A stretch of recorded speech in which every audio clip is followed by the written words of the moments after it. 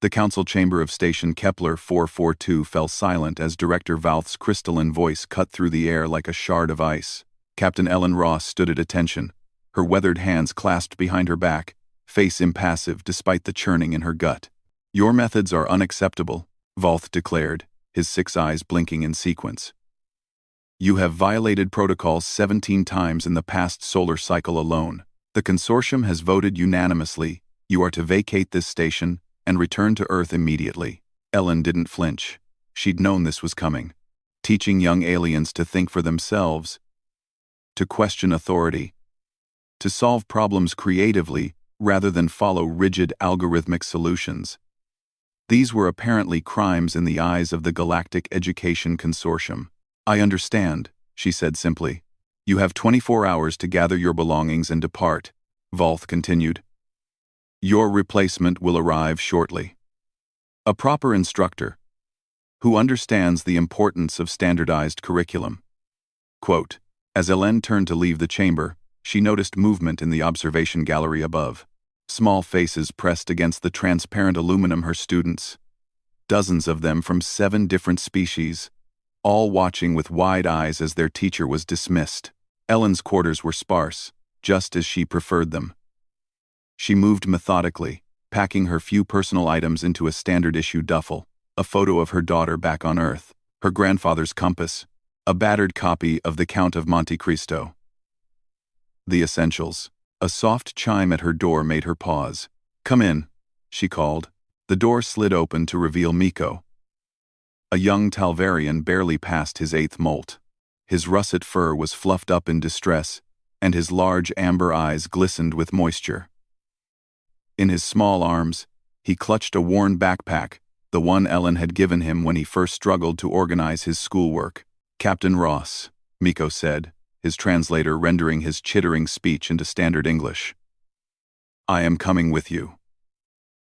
Ellen's heart clenched. She knelt down to his level. "Miko, you can't." "I can," he interrupted. A very un-Talvarian behavior. Before meeting Ellen, Miko had been like all his species, polite to a fault. Never interrupting, always deferring. "You taught us that we have choices, that rules are made by people and can be questioned by people. I choose to go with you." Before Ellen could respond, another chime sounded, then another, and another. The door opened to reveal a crowd of younglings, each with their own bag packed. There was Zix, the Quellan, whose tentacles had learned to paint after Ellen showed her that art wasn't just mathematical precision. There stood Brone and Tala, the twin Keswick, whose species supposedly couldn't cooperate without a hive mind link, until Ellen taught them about trust. Even little Pip, the Avarian who'd been failing every standardized test, until Ellen discovered she learned through music. "We are all coming," Miko announced, his voice stronger now. Ellen felt tears prick her eyes, but she blinked them back. "Kids, I'm honored, truly, but I can't take you from your families, your homes." "You didn't take us anywhere," said Zix, her translator's feminine voice calm. "We are choosing. Like you taught us. Our parents know," added Brone. "Some of them helped us pack." Ellen stood, looking at the group of determined young faces. In that moment, she realized the magnitude of what she'd done. She hadn't just broken protocols, she'd planted seeds of change in an entire generation. Director Valth was significantly less composed when Ellen appeared in the departure bay, with 47 younglings in tow. "What is the meaning of this?" he demanded, his crystalline voice cracking slightly. "They're exercising their right to freedom of movement," Ellen replied calmly. "According to Consortium Charter, Section 14, Paragraph 3, all sentient beings have the right to choose their place of residence and education once they reach the age of reason for their species. I've verified each of these students meets that threshold."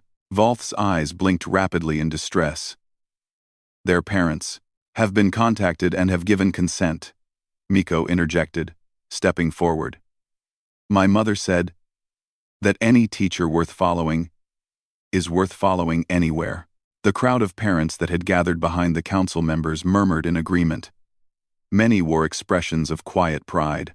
Valth turned to the other council members, seeking support, but found only uncertain faces. The director of cultural affairs, a wizened Prelaxian named Quora, stepped forward. Perhaps, Quora said slowly, we have been too hasty. If the students choose to leave and their parents consent, we have no legal grounds to prevent it. And if they leave, well, that will be noted in Station Kepler 442's educational statistics. The implication hung in the air. A mass student exodus would look catastrophic on record. Valth's shoulders sagged, a gesture he'd unconsciously picked up from decades around humanoids. Captain Ross, he said finally, the council would like to reconsider its decision. Perhaps we were premature. Perhaps there is value in diverse teaching methodologies. Ellen felt Miko's small hand slip into hers. She looked down at him, then at the other students, then back at Valth. I appreciate the offer, Director, she said carefully, but these students have made their choice based on principle. If I stay now, it teaches them that conviction means nothing, that authority only listens when it's convenient. She paused. However, if the council were to formally revise its educational policies to allow for individualized instruction, critical thinking curricula, and student choice in learning methods, then perhaps we could discuss my return. The silence that followed was deafening. Quora's laugh was like wind chimes. Clever. Very human. She turned to Valth. I vote we accept these terms. One by one, the other council members voiced their agreement. Valth was the last to speak, his voice heavy with resignation and perhaps a touch of respect. Very well. The policy review will begin immediately. Captain Ross, you and your students may remain. Cheers erupted from the younglings. Miko hugged Ellen's leg fiercely, and she rested her hand on his soft head. As the crowd dispersed and the students returned to their relieved parents, Miko looked up at Ellen with shining eyes. You knew they would change their minds, didn't you? He asked. Ellen smiled. I knew that sometimes the best way to teach is to let people surprise themselves with what they're capable of. That includes council directors. She knelt down again. But I also knew I would have left with all of you if they hadn't. Because the most important lesson isn't in any curriculum, it's that we don't abandon those who trust us. Miko nodded solemnly, understanding in a way that no standardized test could measure. That night, as Ellen unpacked her few belongings once more, she looked at her grandfather's compass and smiled. He'd always said, the most important direction wasn't north, it was forward. And today, thanks to 47 brave cubs, the entire station had taken a step in the right direction.